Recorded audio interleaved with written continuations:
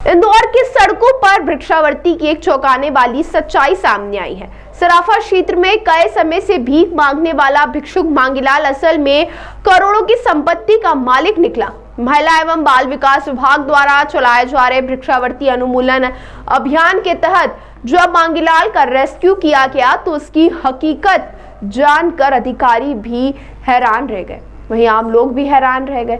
सराफा की गलियों में लकड़ी की फिसलने वाली गाड़ी, पीठ पर बैग और हाथ में जूते के सारे लोगों की सहानुभूति बटोरने वाला मांगीलाल रोजाना 500 से 1000 रुपए तक कमा रहा था। वह बिना कुछ कहे लोगों के पास जाकर खड़ा हो जाता था और लोग स्वयं उसे पैसे दे देते थे। पूछताछ में मांगीलाल ने स्वीकार किया कि भीख से मिले पैसों का उपयोग सराफा क्षेत्र के कुछ व्यापारियों को ब्याज पर कर्ज देने में करता था। वह एक दिन और एक सप्ताह के हिसाब से ब्याज पर रुपए देता था और रोजाना ब्याज वसूलने के लिए सराफा आता था। रेस्क्यू दल के नोडल अधिकारी दिनेश मिश्रा ने रविवार 3 बजे बताया कि मांगीलाल के पास शहर के अलग अलग इलाकों में 3 पक्के मकान है। भगत सिंह नगर में उसका 16 बाय 45 फीट का 3 मंजिला मकान है। इसके अलावा शिवनगर में 600 स्क्वायर फीट का दूसरा पक्का मकान है और अलवास में 10 बाय 20 फीट का एक BHK मकान भी उसके नाम पर है।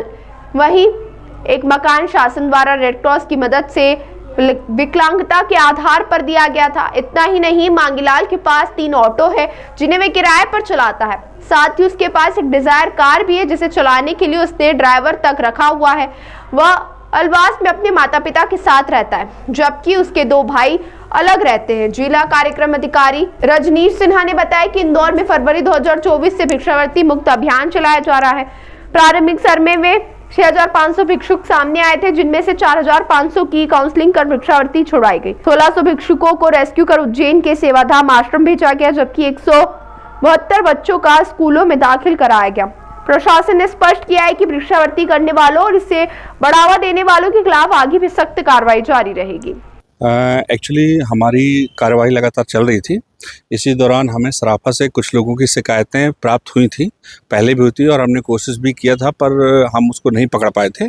अभी शनिवार को जब हमने कार्रवाई की तो ये व्यक्ति हमें पकड़ में आ गया। वो रात में 9:30 से 11 बजे तक लगभग ये सराफा में प्रतिदिन जाता था और मुख्य रूप से शनिवार, शुक्रवार, मंगलवार ये डे उसके फिक्स थे। और ये साइकिल में जो घिसटने वाली साइकिल होती है उसमें जाता था और भिक्षावृत्ति करता था।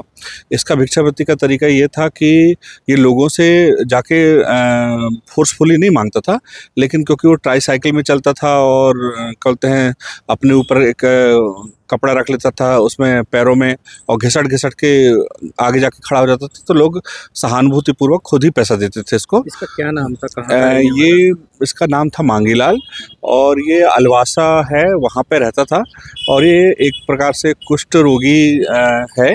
और इसने फिर जब हमने इसकी जांच वाच की तो इनके माता पिता भी हैं, वृद्ध हैं माता पिता, और 2 भाई हैं, लेकिन दोनों भाई अलग रहते हैं इसके। कितने सालों से सर करता था? ये लगभग पिछले 8-10 साल से कर रहा है, ऐसा लोग बता रहे हैं, पर मांगीलाल का कहना है हमने 22 या 21 से चालू किया है भिक्षावृत्ति करना। कितनी प्रॉपर्टी सर इसकी बताइए? जो इसने जानकारी दी उसके हिसाब से एक 3 मंजिला पक्का मकान है, एक सिंगल मकान है और एक और है जो इसको सरकार की तरफ से भी मिला हुआ है।